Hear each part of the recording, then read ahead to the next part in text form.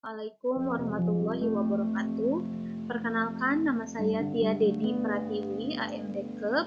Saya bekerja di UPTD Puskesmas Mundu. Di sini saya akan memaparkan rencana aksi P3K dengan pengenalan nilai dan etika instansi pemerintahan bagi P3K di UPTD Puskesmas Mundu. Dengan inovasi yang saya ambil yaitu Germas Asik, Gerakan Mama Sehat ASI Eksklusif.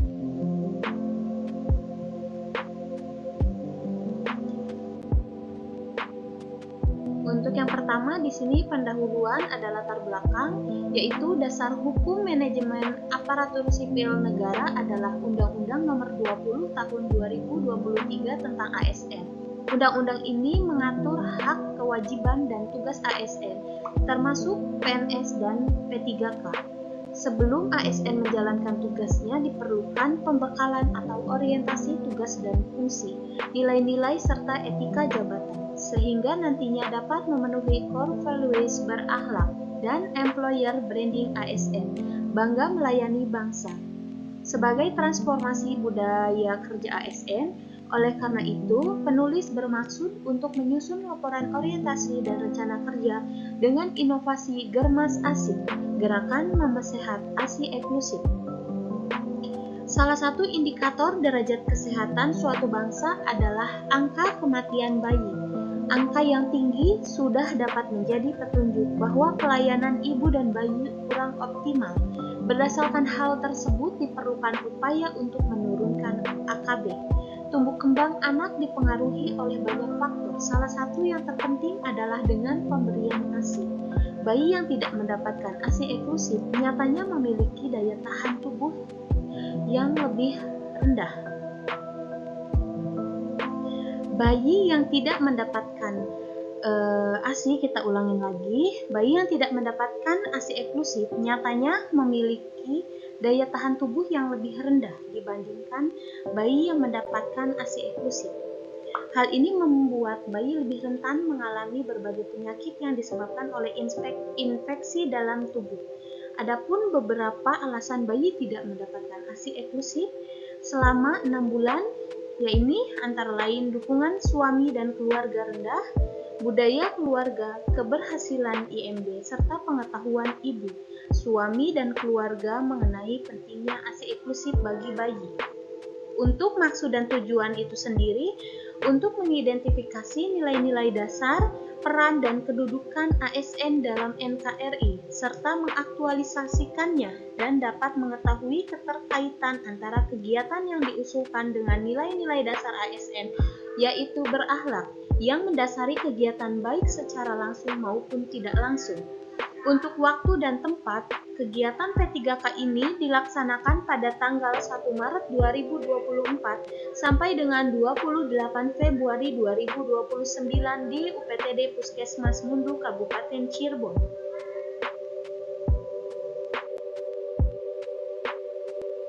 Kemudian, untuk nilai dan etika pemerintah Kabupaten Cirebon.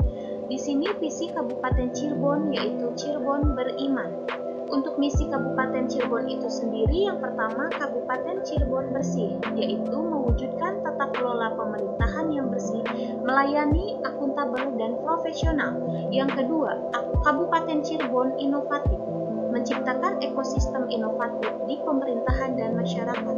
Yang ketiga, Kabupaten Cirebon maju, menciptakan masyarakat modern yang tidak meninggalkan jati diri adat dan budaya. Yang keempat, Kabupaten Cirebon agamis, menguatkan toleransi antar umat beragama dengan keyakinan para pemeluknya. Untuk yang terakhir, Kabupaten Cirebon aman, yaitu menciptakan lingkungan yang asri dan aman.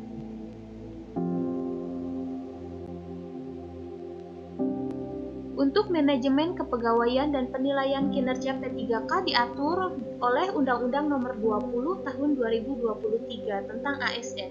Manajemen P3K itu sendiri dari Peraturan Pemerintah Nomor 49 Tahun 2018 tentang manajemen P3K meliputi yang pertama, penetapan kebutuhan, penilaian kerja, penggajian dan tunjangan, pengembangan kompetensi, pemberian penghargaan, disiplin, pemutusan hubungan perjanjian kerja, dan perlindungan. Kemudian untuk yang ketiga, nilai dan etika UPTD Puskesmas Mundu. Di sini rencana strategis Puskesmas Mundu antara lain, yang pertama rencana pengembangan pelayanan, yang kedua strategi dan arah kebijakan, yang ketiga rencana program dan kegiatan, dan yang terakhir rencana keuangan. Untuk tupoksi P3K di sini berdasarkan Undang-Undang Nomor 20 Tahun 2023, yang pertama melaksanakan kebijakan publik yang dibuat oleh pejabat pembina kepegawaian sesuai dengan ketentuan peraturan perundang-undangan. Yang kedua, berperan sebagai perencana, pelaksana, dan pengawas penyelenggaraan tugas umum pemerintahan dan pembangunan nasional melalui pelaksanaan kebijakan dan pelayanan publik yang profesional dan bebas dari intervensi politik. Untuk yang berdasarkan Permenpan RB nomor 36 tahun 2019 tentang jabatan fungsional bidan. Jabatan fungsional bidan merupakan jabatan fungsional kategori keterampilan dan kategori keahlian. Uraian tugas jabatan bidan terampil merupakan suatu paparan atas semua tugas jabatan yang dilakukan oleh pejabat bidan yang ditetapkan ke dalam butir kegiatan pekerjaan dalam melakukan kegiatan kebidanan yang meliputi persiapan, pelaksanaan, dan pengelolaan pelayanan kebidanan. Di sini ada SOTK Kabupaten Cirebon, yaitu Bagan Struktur Organisasi Sekretariat Daerah Kabupaten Cirebon yang dipimpin oleh Bupati Kabupaten Cirebon beserta jajarannya. Kemudian ada SOTK OPD Dinas Kesehatan Kabupaten Cirebon, yaitu Bagan Struktur Organisasi Dinas Kesehatan Kabupaten Cirebon, Peraturan Bupati Cirebon Nomor 132 Tahun 2023, tanggal 14 Desember 2023 tentang kedudukan, susunan organisasi, tugas dan fungsi serta tata kerja Dinas Kesehatan Kabupaten Cirebon. Kemudian ada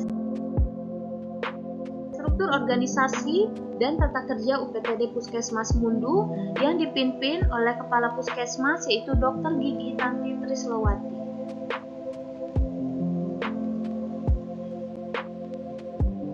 Kemudian untuk rencana hasil kerja, di sini ada capaian pelayanan ASI eksklusif tahun 2024 di 7 desa Kecamatan Mundu. Yang pertama ada Desa Waruduwur dengan jumlah bayi 44 bayi.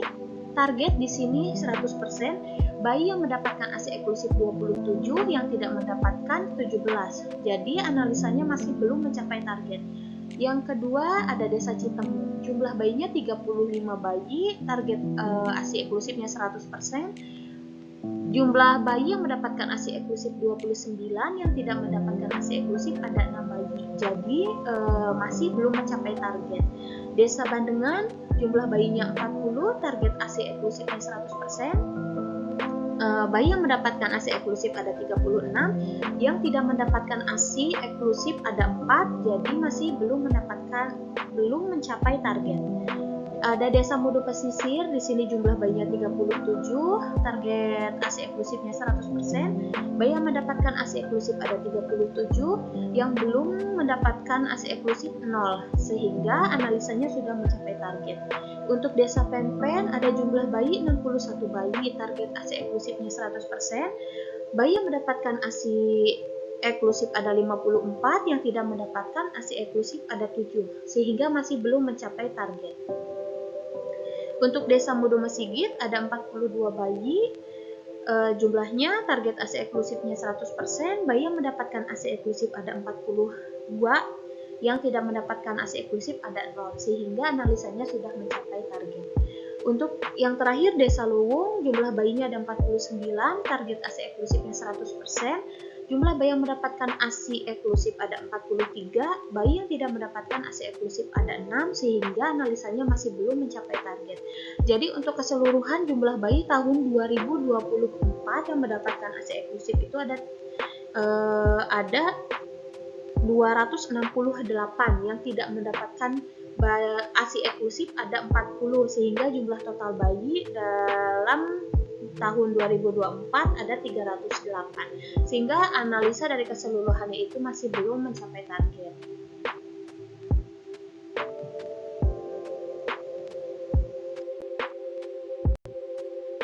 Untuk matriks rencana hasil kerja P3K selama kontrak. Yang pertama untuk kegiatan di sini ada 6 kegiatan. Yang pertama melakukan penyuluhan pada ibu hamil, suami atau keluarganya tentang ASI eksklusif di dalam gedung puskesmas. Tujuan kinerjanya untuk membantu ibu hamil, suami atau keluarga dalam meningkatkan pengetahuan dan kemampuannya tentang ASI eksklusif. Indikator pencapaiannya terlaksananya penyuluhan tentang ASI eksklusif di dalam gedung puskesmas. Waktu perolehannya tanggal 1 Maret 2024 sampai 1 Maret 2029. Yang kedua, memberikan pendampingan pada ibu bersalin masih berada di PONET dan memotivasi ibu tentang cara menyusui yang benar. Di sini tujuan kinerjanya untuk membantu ibu dalam meningkatkan keterampilan merawat bayinya dan mendukung hubungan antara suami dan keluarga dalam pemberian ASI eksklusif pada ibu melahirkan. Indikator pencapaiannya terlaksananya pendampingan dan motivasi pada ibu melahirkan tentang cara menyusui yang benar. Waktu perolehannya tanggal 1 Maret 2024 sampai 1 Maret 2029 pada setiap ibu yang sudah melahirkan di PONET. Untuk yang ketiga, menyediakan fasilitas ruang laktasi di Puskesmas Mundu untuk ibu yang masih menyusui bayinya. Tujuan kinerjanya untuk memberikan privasi dan kenyamanan saat menyusui bayinya dan mendukung program pemberian ASI. Di sini indikator pencapaiannya tersedianya ruang laktasi. Waktu perolehannya ini bisa setiap waktu dilakukan. Terus yang keempat, ibu nifas yang sudah pulang tetapi mengalami kendala dalam menyusui bisa langsung konsultasi ke nomor HP PONET atau bisa langsung datang ke Puskesmas Mundu. Tujuan kinerjanya untuk membantu ibu mengurangi stres dan kecemasan yang bisa disebabkan karena ASI tidak keluar.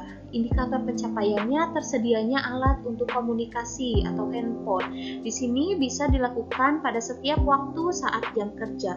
Untuk yang kelima, kegiatannya meningkatkan peran tenaga kesehatan melakukan KIE ASI eksklusif atau konseling bagi orang tua dan keluarga melalui sosialisasi agar orang tua dan keluarga dapat memahami dan mengerti manfaat dari pemberian ASI eksklusif. Indikator pencapaiannya semua orang tua dan keluarga mendukung dan memahami pentingnya pemberian ASI eksklusif bagi kesehatan ibu dan bayi. Waktu perolehannya di tanggal 1 Maret 2024 sampai 1 Maret 2029. Yang keenam, melakukan program Germas ASI, Gerakan Mama Sehat ASI eksklusif. Tujuannya membantu meningkatkan pemberian ASI eksklusif mulai dari 0 sampai 6 bulan. Indikator pencapaiannya terlaksananya inovasi. Waktu perolehannya tanggal 1 Maret 2024 sampai 1 Maret 2029. Kemudian yang terakhir di sini kesimpulan yang bisa kita ambil untuk yang pertama, P3K yang baru saja diangkat mampu melaksanakan tugas pelayanan publik, tugas pemerintahan dan tugas pembangunan tertentu serta profesional di lingkungan instansi pemerintah Kabupaten Cirebon. Yang kedua, masa orientasi memberikan pemahaman dan pengenalan bagi para ASN P3K pada tugas dan fungsi serta visi misi dari pemerintah Kabupaten Cirebon. Yang ketiga, mampu melaksanakan rencana aksi yang sudah dibuat dan terjadwal dengan baik dan bertanggung jawab sehingga menghasilkan hasil sesuai target. Kemudian sarannya untuk Dinas Kesehatan sebaiknya terus meningkatkan pelaksanaan pelatihan bagi P3K untuk meningkatkan kompetensi P3K terutama bidan. Yang kedua, bagi kepala puskesmas untuk selalu melakukan bimbingan dan arahan kepada P3K agar bekerja dengan maksimal. Yang ketiga, bagi rekan kerja dapat menjalankan tugasnya dengan baik sesuai dengan tupoksinya masing-masing dengan penuh tanggung jawab serta mengimplementasikan core value dalam pelayanan. Nah, di sini pada saat saya melakukan konseling tentang ASI eksklusif dan mengajarkan cara menyusui yang benar pada ibu nifas dan ibu hamil yang didampingi oleh suaminya. Begitu saja pemaparan yang bisa saya sampaikan. Semoga pemaparan ini bisa memberikan manfaat bagi kita semua. Terima kasih atas perhatiannya. Wassalamualaikum warahmatullahi wabarakatuh.